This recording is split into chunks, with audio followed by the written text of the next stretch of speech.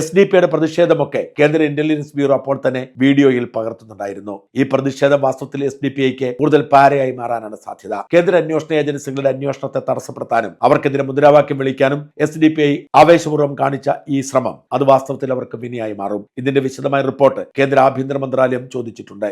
എവിടെയെങ്കിലും എന്തെങ്കിലും പ്രതിസന്ധി ഉണ്ടായോ, എന്തെങ്കിലും തടയിലുണ്ടായോ എന്നാണ് പ്രധാനമായും അന്വേഷിച്ചത്. ഏതെങ്കിലും തരത്തിൽ എവിടെയെങ്കിലും അന്വേഷണ ഉദ്യോഗസ്ഥന്മാരെ തടയാൻ ശ്രമിച്ചാൽ അപ്പോൾ തന്നെ വെടിവെക്കാനുള്ള അനുമതിയോടെയാണ് വാസ്തവത്തിൽ കേന്ദ്രസേന യന്ത്രത്തോക്കുമായി എത്തിയത്. അത് തിരിച്ചറിഞ്ഞു തന്നെയാണ് അവർ പിൻവലിഞ്ഞ് നിന്നതും. പോപ്പുലർ ഫ്രണ്ടിന്റെ ഓഫീസുകളിൽ റെയ്ഡ് നടക്കുമ്പോഴും ഇത്തരത്തിൽ പ്രതിഷേധം രൂപപ്പെട്ടിരുന്നു. എന്നാൽ പ്രതിഷേധക്കാരിയൊന്നും പിന്നീട് കണ്ടില്ല. അതേ വഴി തന്നെയായിരിക്കും SDP എന്ന് വ്യക്തമായിട്ടുണ്ട്. കഴിഞ്ഞ ഒരു 6 മാസം കൊണ്ട് SDP സമാനതകളില്ലാത്ത വളർച്ചയാണ് രാജ്യത്തുണ്ടായത്. മുസ്ലിം ലീഗിന് പോലും SDP തള്ളിപ്പറയാൻ കഴിയാത്ത വിധത്തിൽ SDP കേരളത്തിലും വേരൂന്നി. ജാർഖണ്ഡിലും ബീഹാറിലും പശ്ചിമ ബംഗാളിലും ഉത്തർപ്രദേശിലുമൊക്കെ SDP അതിശക്തമായ വേരുണ്ടാക്കി. ഇത് തിരിച്ചറിഞ്ഞിട്ടാണ് SDP പൂട്ടിക്കെട്ടുക എന്ന ലക്ഷ്യത്തോടെ പോപ്പുലർ ഫ്രണ്ടിന്റെ സാമ്പത്തിക സഹായം കൈപ്പറ്റി എന്ന തരത്തിൽ അന്വേഷണവുമായി ED മുമ്പോട്ട് പോകുന്നത്. EDയുടെ കേസ് മാത്രമല്ല NIAയുടെ കേസും ഏറെ വൈകാതെ ഉണ്ടാവുമെന്നും SDP നിരോധിക്കപ്പെടുമെന്നും തന്നെയാണ് റിപ്പോർട്ടുകൾ. എന്നാൽ ഇതൊന്നും തങ്ങളെ ബാധിക്കില്ല, ഇത് കേന്ദ്ര ഫാസിസ്റ്റ് ഭരണകൂടത്തിന്റെ വംശീയതയാണ് എന്ന് പറഞ്ഞ് SDP സംസ്ഥാന ഘടകം രംഗത്ത് വന്നിട്ടുണ്ട്.